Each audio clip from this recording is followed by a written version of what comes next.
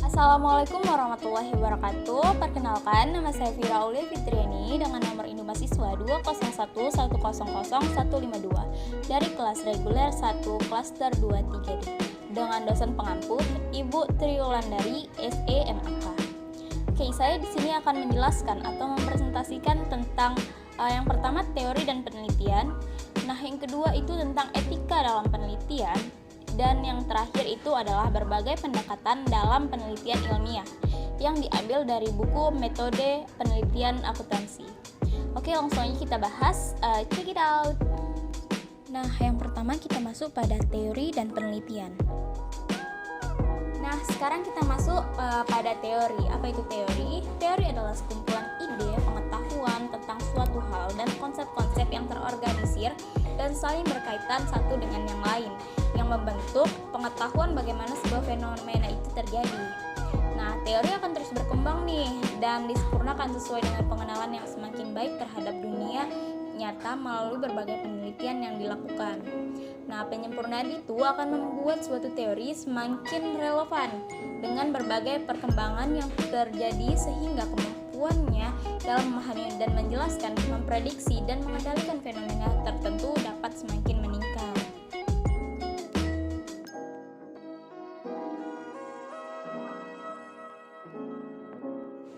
Nah, kita masuk pada penelitian. Penelitian adalah usaha manusia yang dilakukan untuk mencari jawaban atas suatu keingintahuan. Nah, penelitian juga merupakan aktivitas sehari-hari yang dilakukan oleh setiap orang baik disadari maupun tidak. Karena waktu kita selalu menemukan hal-hal baru dan senantiasa mencari penjelasan atau jawaban tentang penyebab, faktor-faktor yang mempengaruhi, serta akibat-akibat yang ditimbulkan.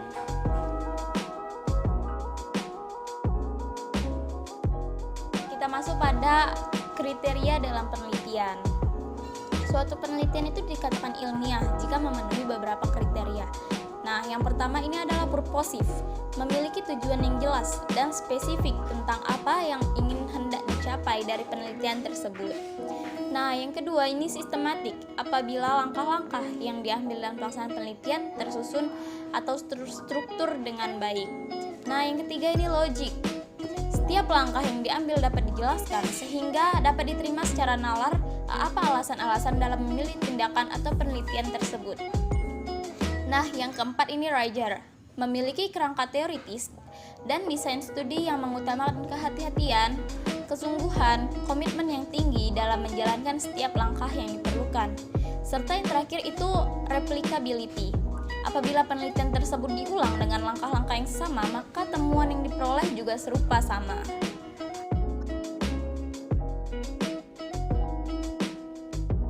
Nah, sekarang kita masuk pada tujuan penelitian. Tujuan penelitian ini juga dapat dibedakan nih menjadi yang pertama itu penelitian eksplorasi, yaitu bertujuan untuk mendapatkan gambaran awal tentang suatu fenomena yang belum pernah diteliti sebelumnya. Yang kedua, penelitian deskriptif, yaitu bertujuan untuk memberikan gambaran tentang detail-detail spesifik dari sebuah situasi, lingkungan, sosial, ataupun hubungan. Nah, yang ketiga, penelitian eksplanator, bertujuan untuk mencari sebab dan alasan dari terjadinya suatu atau sebuah fenomena. Nah, yang terakhir yang keempat ini penelitian eksperimental, yaitu bertujuan untuk mengetahui reaksi dari individu-individu yang sejenis terhadap berbagai lingkungan yang berbeda atau individu-individu yang berbeda terhadap lingkungan yang sama atau sejenis. Nah, kemudian kita masuk pada penelitian dimensi manfaat. Dari dimensi manfaat, penelitian ini dapat dibedakan jadi bermacam-macam nih. Yang pertama, basic research atau penelitian dasar. Menurut Zygmunt, penelitian dasar adalah penelitian yang dilakukan dengan mengembangkan suatu sains secara umum dengan mengevaluasi atau mengembangkan konsep teori yang ada dalam bidang sains tersebut. Nah, yang kedua, penelitian terapan adalah penelitian yang dilakukan untuk memecahkan masalah sehari-hari. Tujuan utamanya bukan untuk mengembangkan teori, melainkan pada mencari solusi untuk masalah tersebut. Nah, selanjutnya kita masuk pada penelitian dari dimensi sumber data.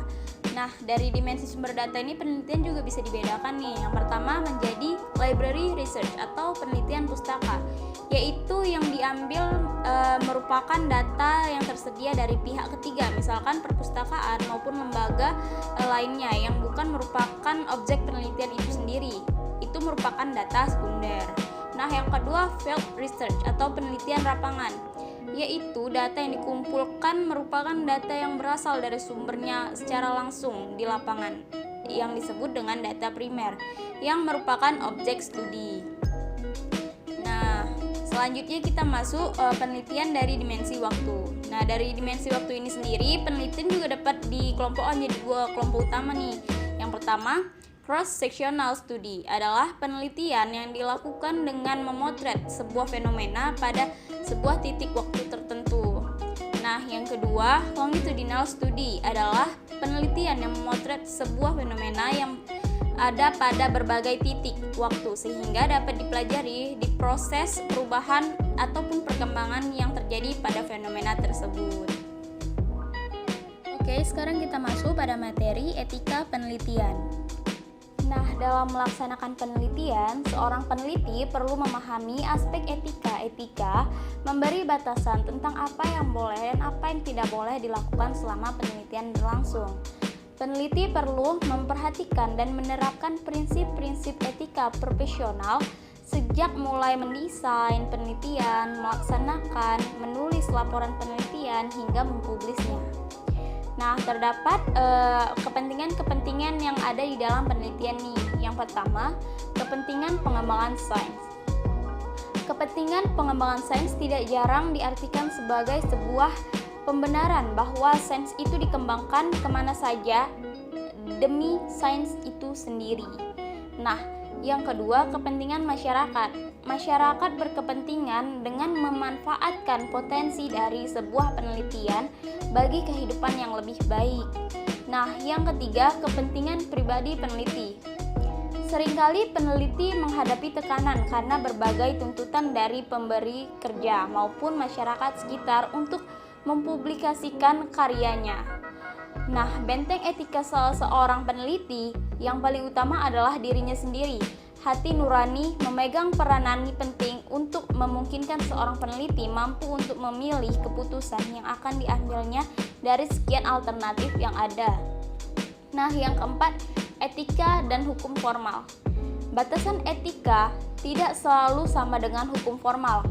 Belum tentu yang tidak melanggar hukum formal atau legal pasti etis.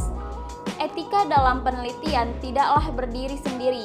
Hal ini berhubungan juga dengan lingkungan ekonomi, hukum, politik, dan sosial budaya di suatu negara. Nah, yang terakhir yang kelima, hak-hak dari partisipan yang diteliti. Pelaku atau partisipan dari objek yang diteliti juga memiliki hak yang harus dihargai. Seorang peneliti harus menghargai dan melindungi hak-hak dari yang diteliti.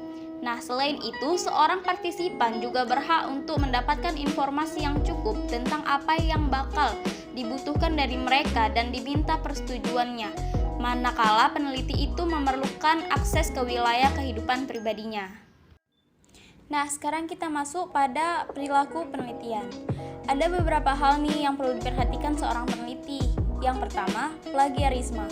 Plagiarisme adalah tindakan mengutip ide orang lain tanpa mengakui atau menyebutkan sumbernya. Plagiarisme merupakan dosa terbesar dalam dunia akademik. Nah, yang kedua, akses ke objek penelitian.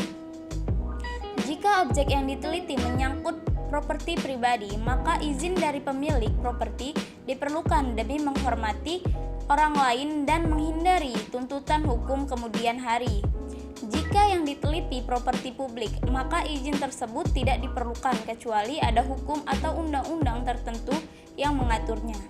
Yang ketiga, informasi yang dimiliki pelaku objek penelitian tentang konsekuensi penelitian yang dilakukan. Nah, partisipasi pelaku sebagai sumber data pada dasarnya harus bersifat sukarela dan bukannya pemaksaan. Seorang pelaku perlu mengetahui dengan jelas di depannya tentang konsekuensi penting yang mungkin timbul sebelum memutuskan untuk berpartisipasi atau tidak. Nah, yang keempat, kejujuran. Dalam penelitian, manipulasi penelitian meliputi tindakan penelitian yang memalsukan, mengarang, atau menciptakan data sendiri sesuai keinginan peneliti, atau melaporkan desain studi yang tidak sesuai dengan kenyataan yang sebenarnya. Nah, yang kelima, independensi peneliti. Dalam penelitian yang disponsori pihak ketiga, seorang peneliti kadang harus menghadapi pilihan apakah melaporkan hasil penelitian sebagaimana adanya atau dengan memasukkan pesan sponsor di dalamnya. Tentu saja peneliti harus menghormati ikatan dalam kontrak yang telah dibuat sebelumnya dengan pihak sponsor. Nah, yang keenam, pelindungan terhadap identitas pribadi dan pelaku objek penelitian.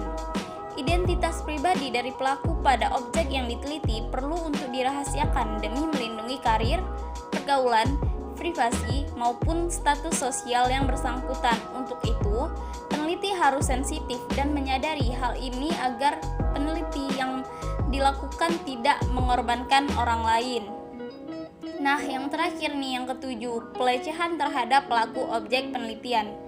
Pelecehan itu dapat meliputi pelecehan fisik, seksual, dan psikologis, mulai dari yang berskala ringan sampai berat yang terkadang menyebabkan pelaku mengalami stres atau kehilangan kepercayaan diri. Oke, sekarang kita masuk pada materi berbagai pendekatan dalam penelitian ilmiah.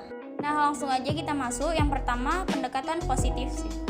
Diadopsi dari ilmu eksakta, positif adalah pendekatan yang menekankan pada kombinasi antara logika deduktif dan penugasan alat-alat kuantitatif dalam menginterpretasi suatu fenomena secara objektif.